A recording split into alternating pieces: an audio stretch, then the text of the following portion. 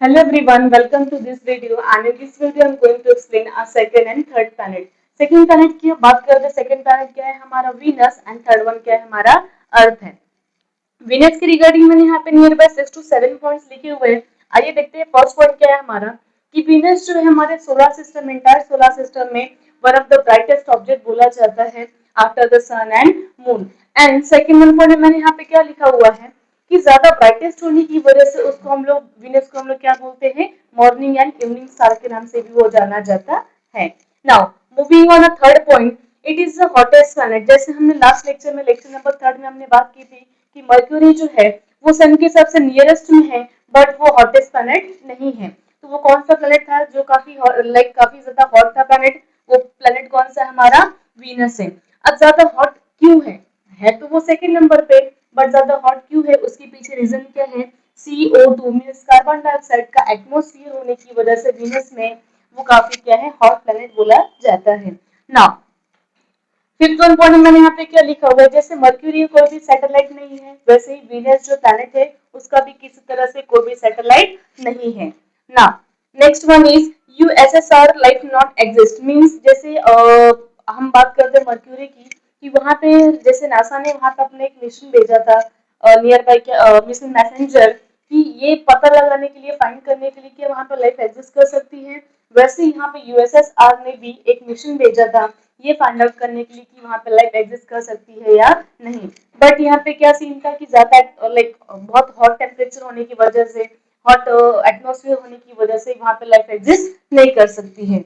So now seventh one point में क्या है कि बाकी जितने जो अदर प्लैनेट है अगर आप देखोगे तो वो वेस्ट टू ईस्ट डायरेक्शन में रोटेशन करते हैं, बट ये एक ऐसा प्लैनेट है मींस दो ऐसे प्लैनेट है हमारे सोलर सिस्टम में जो कैसे रोटेशन करते हैं ईस्ट टू वेस्ट रोटेशन करते हुए दिखाई देते हैं। Now moving on a second point, इसमें यहाँ पे क्या लिखा हुआ है, जैसे अगर हमने बात की थी कि सन का पूरा एक रिवॉल्यूशन कंप्लीट करने में मर्क्यूरी को 88 डेज लगते हैं, वैसे ही वीनस को पूरा सन का एक रिवॉल्यूशन कंप्लीट करने के लिए नियर बाय 224.65 आवर और 225 आप बोल सकते इतना टाइम लगता है उसे कंप्लीट रिवॉल्यूशन करने का सन के अराउंड। ओके नाउ यहाँ पे मैंने वीनस की जितनी जो इन्फॉर्मेशन थी यहाँ पे कंप्लीट कर लिया है।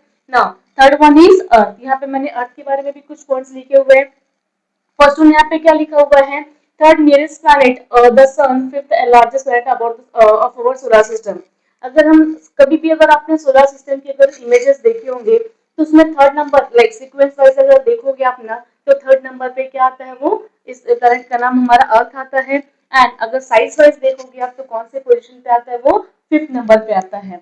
Now moving on a second point that is it is a called blue planet. अगर आप जैसे सैटेलाइट से क्या हुआ कि अगर आप कभी भी अर्थ की इमेजेस देखोगे पिक्चर्स देखोगे ना तो मोस्ट ऑफ ब्लू कलर का दिखाई देता है बिकॉज हमारे अर्थ पे 71% जो पूरा एरिया है वो किससे कवर्ड है, पूरा वाटर से ऑक्यूपाइड है, इसलिए वो कैसा कलर का दिखाई देता है, हमें ब्लू कलर का दिखाई देता है, इसलिए उसको अर्थ को हम लोग क्या बोलते हैं, blue planet. Now moving on third point, जैसे मोस्ट ऑफ लोगों में क्या एक डाउट रहता है, कंफ्यूजन रहता है कि अर्थ का साइज क्या है, अर्थ किस शेप का है, कोई बोलता है सर्कल फॉर्म में है, कोई बोलता है ओवल फॉर्म में है, बट एक्चुअली अगर बोला जाए तो अर्थ का जो शेप है उसको हम लोग क्या बोलते हैं, जियोइड शेप के नाम से वो जाना जाता है। Now moving on a fourth point, it is a unique planet. अगर आप देखोगे ना तो अर्थ को हम लोग क्या बोलते हैं, गोल्डी लॉक्स जोन प्लैनेट भी बोलते हैं और यूनिक प्लैनेट भी बोलते हैं। Unique planet and Goldilocks zone planet बोलने का मतलब रीजन क्या है इसके पीछे, बिकॉज एक ये सिर्फ एक ऐसा प्लैनेट है जहाँ पे लाइफ क्या करती है, एग्जिस्ट करती है। नाउ फिफ्थ वन पॉइंट में मैंने यहाँ पे क्या लिखा हुआ है कि हमारा जो अर्थ है उसका रोटेशन करने का जो वे है वो कैसा हमारा वेस्ट टू ईस्ट हम लोग को दिखाई देता है। नाउ नेक्स्ट वन पॉइंट, अर्थ को पूरा सन का एक रिवॉल्यूशन कंप्लीट करने के लिए नियर बाय कितना डेज लगता है, 365 डेज प्लस 6 हार्स लगता है पूरा एंटायर एक रिवॉल्यूशन कंप्लीट करने के लिए। So thank you for watching and बाकी जो रेस्ट ऑफ जो प्लैनेट है हमारे जैसे मार्स है, जो हमारे जो एस्ट्रॉइड बेल्ट वगैरह हैं वो हम नेक्स्ट अपने जो अपकमिंग लेक्चर्स रहेंगे उसमें देखेंगे। Thank you.